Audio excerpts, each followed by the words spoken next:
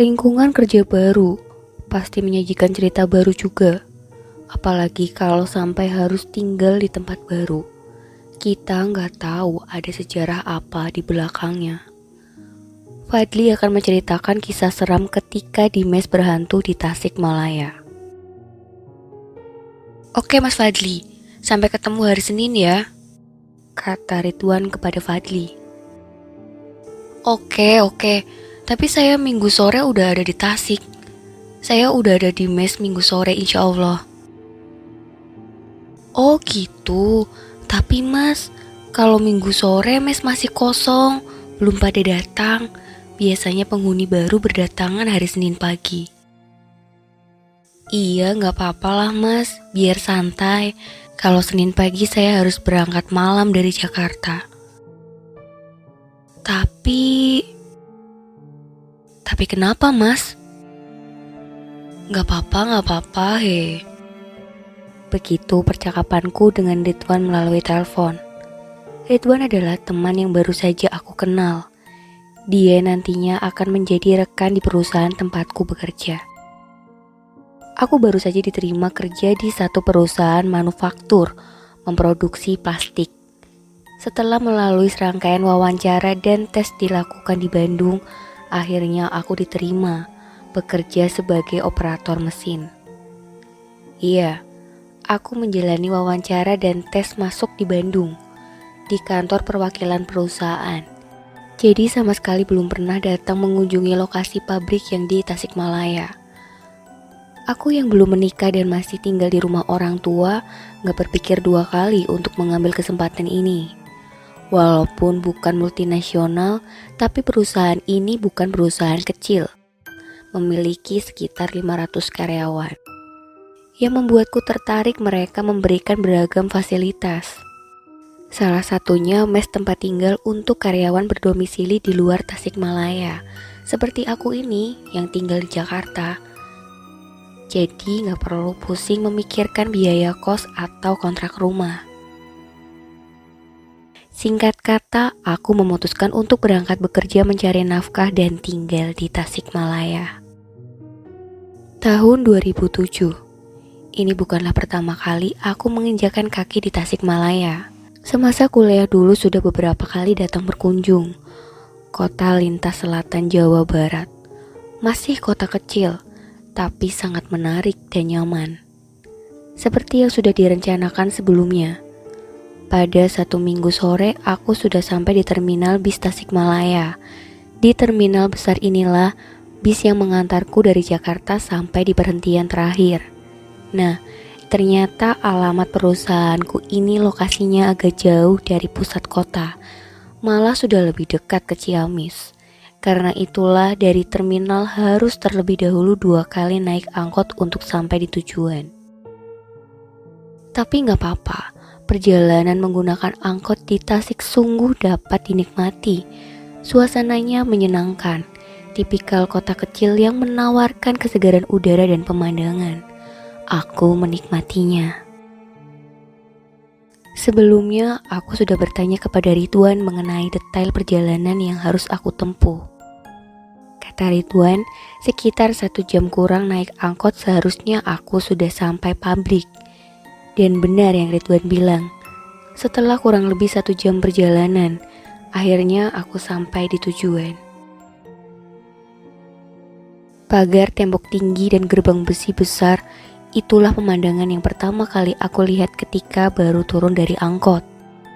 Bangunan di dalam hanya kelihatan atapnya saja, juga beberapa pohon tinggi menutupi sedikit pandangan. Ridwan juga bilang, kalau sudah sampai, aku bisa minta tolong satpam yang ada di depan untuk mengantarkan ke mes karyawan. Sore Pak, saya Fadli, karyawan baru. Mungkin Pak Ridwan sudah kasih infonya. Ucapku ketika sudah masuk gerbang dan menemui security yang kutemui di posnya. Oh iya, Pak Fadli ya. Selamat datang Pak. Pikir saya habis maghrib baru sampai. Hehehe. Perkenalkan, saya Pudin. Panggil aja Udin. Pas security yang belakangan aku tahu kalau namanya Pak Udin menjawab dengan ramah dengan logat Sunda yang kental. Setelahnya kami berbincang saling memperkenalkan diri di pos security. Perusahaan ini berdiri di lahan yang menurutku sangat luas. Ada 3 bangunan utama. Bangunan besar yang paling depan adalah kantor manajemen, berlantai 2. Bangunan ini yang tadi pertama kali kelihatan dari luar.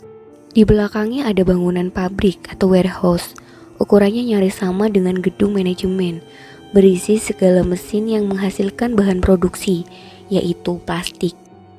Di sebelahnya ada gedung lagi yang lebih kecil. Menurut Pak Udin, bangunan ini juga berisi mesin produksi, hanya skalanya saja yang lebih kecil. Lokasi perusahaan letaknya agak jauh dari pemukiman warga, nggak di pinggir jalan utama, agak masuk ke dalam tapi tetap masih bisa dilewati kendaraan besar. Lokasi yang sepertinya memang diperuntukkan untuk kawasan industri. Oh iya, Mas Fadli katanya bakal tinggal di mes ya? Kalau sudah siap, ayo saya antar ke mes. Nggak jauh kok, bisa jalan kaki. Pak Udin bilang begitu. Iya Pak, mungkin Pak Udin tahu ada beberapa orang yang tinggal di mes ya? Tanyaku. Oh, kalau dulu sih banyak Pak, ada belasan orang. Kalau sekarang kayaknya tinggal ber-7, termasuk Mas Fadli ini. Karena hampir semua karyawan yang tinggal di Tasik atau Ciamis, mereka memilih untuk pulang pergi daripada tinggal di mes. Panjang lebar Pak Udin menjelaskan. Hanya 7 orang yang tinggal di mes, aku pikir banyak. Tapi gak apa, seenggaknya aku gak akan terlalu sendirian. Setelah ada security yang lain lagi untuk menjaga pos, aku dan Pak Udin lalu berangkat. Mes terletak di belakang luar wilayah pabrik. Kami harus memutar lewat depan, mengintari pabrik, lalu ke belakang. Jaraknya gak terlalu jauh, hanya sekitar 15 menit berjalan kaki. Ini tempatnya Mas. Begitu kata Pak Udin ketika kami sudah berdiri persis di depan bangunan berpagar tinggi dengan pintu besi yang sepertinya terkunci, karena dia sambil berusaha untuk membuka gemboknya. Ada orang atau nggak ada orang, pagar selalu terkunci Mas. Takut ada maling, hehe. Aku hanya tersenyum mendengarnya, sambil kami melangkahkan kaki masuk ke area mes. Ada 2 bangunan. Yang pertama berbentuk rumah agak besar, gak bertingkat. Satu bangunan lagi berdiri di belakang, bentuknya memanjang, seperti rumah kontrakan. Pintunya berjejer ada 5. Rumah ini diperuntukkan untuk level supervisor ke atas Mas. Kalau yang di belakang untuk level ke bawahnya. Mas Fadli kan supervisor, jadi tinggal di rumah ini. Yuk masuk Mas. Pak Udin menjelaskan. Rumah 3 kamar dengan fasilitas lengkap. Ada TV, kulkas, peralatan dapur, dan lainnya. Yang tinggal di sini biasanya datangnya Senin pagi. Terkadang ada juga yang datang Minggu sore atau malam, tapi jarang banget, Ya sudah, Mas Fadli mungkin mau istirahat dulu. Saya balik ke pos depan ya Mas. Ini kunci gembok dan kunci rumahnya. Akhirnya Pak Udin pamit pergi untuk kembali bertugas, meninggalkan aku sendirian di rumah ini. Nyaman, udaranya bersih dan sejuk, sepi jauh dari jalan raya dan keramaian. Seharusnya aku betah tinggal di tempat ini. Aku memilih kamar tengah karena kamar depan dalam keadaan terkunci, sepertinya sudah berpenghuni. Sedangkan kamar belakang aku gak yakin sudah ada penghuninya atau belum. Kamarku cukup besar, berisi lemari dan tempat tidur, berjendela kayu yang kalau dibuka akan terlihat halaman samping dan sebagian mes belakang. Selepas maghrib, aku duduk di ruang tengah sambil menonton TV, menikmati suasana sambil menunggu kalau ada penghuni mes lainnya yang tiba-tiba muncul. Karena itulah pintu depan aku biarkan dalam keadaan terbuka. Tapi sampai jam 8 malam belum juga ada yang datang. Suasana malam di mes ini benar-benar sepi. Kalau TV aku matikan hanya terdengar suara jangkrik atau binatang malam lainnya. Tapi sesekali terdengar suara kendaraan yang lewat di jalan depan pabrik. Samar, karena jaraknya memang cukup jauh. Udara juga cukup dingin. Aku jadi berselimut duduk di depan TV. Begitulah. Tapi sekitar jam 10 lamunanku terhenti. Lalu aku mengecilkan volume TV karena mendengar suara pagar depan seperti ada yang membuka.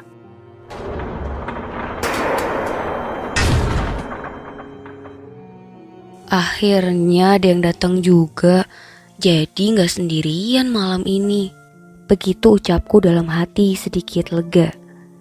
Bangkit dari duduk, lalu bergegas menuju teras rumah untuk melihat siapakah gerangan yang datang. Tapi gak ada siapa-siapa, pagar tetap dalam keadaan tertutup ketika aku melihatnya. Siapa tadi yang buka tutup pagar ya? Ah, sudahlah. Mungkin aku salah dengar. Lalu berniat untuk masuk lagi ke dalam. Tapi baru saja beberapa langkah tiba-tiba kembali aku mendengar sesuatu lagi. Kali ini suara langkah kaki. Langkah kaki yang sepertinya berasal dari samping, seperti sedang berjalan menuju bangunan mes belakang. Penasaran, kemudian saya ke samping rumah untuk melihat sumber suara. Dari samping kelihatan kalau mes belakang sangat gelap. Hanya deretan pintu tertutup yang terlihat karena lampu terasnya mati semua. Tapi sepersekian detik kemudian, tiba-tiba aku melihat seperti ada orang berjalan. Tapi hanya kelihatan sebentar saja karena sosok itu langsung menuju belakang rumah. Pandanganku jadi terhalang. Semakin penasaran, aku lalu berjalan ke belakang rumah untuk mencari tahu siapa gerangan yang sedang ada di belakang. Sesampainya di belakang, lagi-lagi aku gak melihat ada siapa-siapa. Mas, aku mencoba memanggil entah siapapun itu, tapi gak ada jawaban. Lalu siapa orang itu tadi? Aku sangat yakin kalau benar melihat ada yang berjalan. Aneh. Akhirnya setelah beberapa belas detik lamanya berdiri diam dalam gelap, aku memutuskan untuk masuk rumah. Setelah sudah di dalam, aku menutup pintu lalu menguncinya kembali duduk di ruang tengah di depan TV. Jujur, saat itu aku sudah mulai merasa kalau ada yang aneh. Perasaan gak enak, sepinya memperhatikan, seperti hendak bercerita. Momen yang berlangsung lama. Sampai jam 11 malam aku masih duduk di tempat yang sama. Sementara acara TV mulai gak ada yang menarik. Melelahkan perjalanan Jakarta Tasik cukup membuat energiku terkuras. Seharusnya aku gak akan kesulitan untuk memejamkan mata. Tapi tetap saja, di atas tempat tidur aku belum juga bisa terlelap. Sendirian di tempat ini membuat pikiran melanglang buana. Resah dan gelisah sambil memperhatikan langit-langit kamar. Sempat berpikir untuk keluar rumah lalu menuju suatu tempat. Ketika rasa cemas dan takut semakin memenuhi kepala. Tapi mau kemana? Aku belum tahu benar daerah sini. Akhirnya hanya bisa pasrah sambil terus berharap rasa kantuk akan datang. Tapi ketika sudah jam 12:30, lamunanku terhenti ketika tiba-tiba mendengar seperti ada suara pintu terbuka.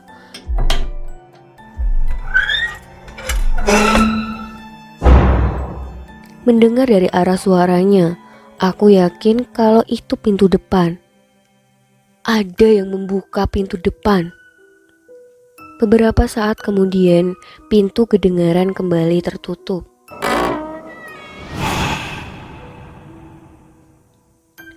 Siapa yang masuk ke dalam rumah? Langkah kaki bersepatu kemudian terdengar, melangkah dari pintu menuju bagian belakang rumah. Enggak, aku gak berani untuk membuka pintu kamar untuk melihat ruang tengah. Lebih baik menunggu di dalam, diam dalam ketakutan. Namun posisi aku yang tadinya terbaring di tempat duduk seketika berubah menjadi duduk. Karena tiba-tiba gagang pintu bergerak-gerak, seperti ada yang sedang mencoba membukanya dari luar. Siapa ya? Siapa itu? Sontak aku langsung bertanya. Hening, gak ada jawaban. Aku semakin ketakutan. Tapi hanya beberapa detik saja, karena akhirnya aku mendengar suara. Imam. Begitu jawab seseorang yang ada di ruang tamu. Syukurlah ternyata orang. Ucapku dalam hati, sedikit bernafas lega. Kemudian aku turun dari tempat tidur dan membuka pintu.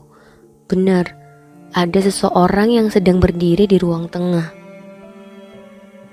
Ruang tengah dalam keadaan gelap karena memang sengaja dimatikan lampunya, menjadikan aku gak bisa melihat orang itu dengan jelas. Tapi samar terlihat kalau dia berpakaian layaknya seragam pabrik, lengkap dengan sepatu safety. Malah Mas Imam baru datang ya? Saya karyawan baru aja sampai sore tadi. Ucapku basa-basi. Iya, gak apa. Istirahat aja dulu. Jawabnya. Setelah itu tanpa basa-basi dia lalu berjalan ke belakang. Sepertinya menuju kamar yang ada di belakang. Ya sudah, aku kembali masuk kamar dan menutup pintu. Setelah itu aku gak merasakan cemas lagi. Karena menyadari kalau sudah gak sendirian di rumah ini. Sudah ada Imam, penghuni mes lama.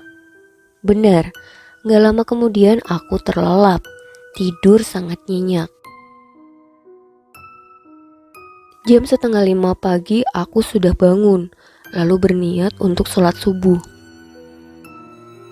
Setelah nyawa sudah terkumpul, kemudian aku keluar menuju kamar mandi untuk berwudu. Tapi lagi-lagi aku melihat Imam.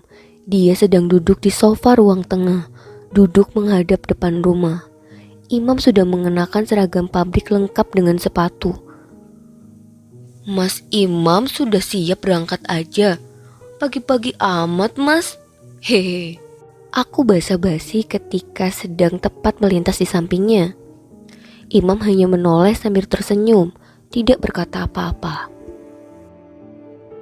Aku lalu meneruskan langkah menuju kamar mandi. Setelah selesai, aku kembali menuju kamar. Tapi saat itu aku gak melihat Imam lagi. Dia sudah gak ada. Pagi amat Imam berangkat kerja. Begitu gumamku dalam hati. Selesailah malam pertama aku tinggal di mes. Jam menunjukkan pukul 7:30 pagi. Aku yang sudah berpakaian rapi siap berangkat kerja. Duduk di teras rumah sambil menikmati kopi dan rokok. Satu persatu penghuni mes berdatangan. Satu persatu juga memperkenalkan diri. Saya Ridwan, Mas. He. Oh, ini Mas Ridwan toh. Akhirnya bisa ketemu ya. Sapaku pada Ridwan yang akhirnya datang. Ridwan tinggal di Bandung. Anak dan istrinya tinggal di kota kembang itu. Senin sampai Jumat dia tinggal di mes. Jumat sore pulang ke Bandung lagi. Lalu kami berbincang sebentar di teras rumah. Ridwan ini supervisor keuangan, beda divisi denganku. Sepertinya lebih tua dariku. Gimana Mas Fadli, bermalam di mes sendirian? Betah nggak? Enak kan suasananya? Hehe. Saya nggak sendirian kok, Kang. Jawabku. Bisa aja Mas Fadli ini. Haha. Dari nada kalimatnya, sepertinya Ridwan menganggap aku sedang bercanda. Bener Kang, saya nggak sendirian kok. Ucapku lagi. Udah hampir jam 8 nih. Ayo kita jalan ke pabrik. Kang Ridwan memotong pembicaraan sebelum aku menjelaskan semuanya. Ya sudah, lalu kami berangkat.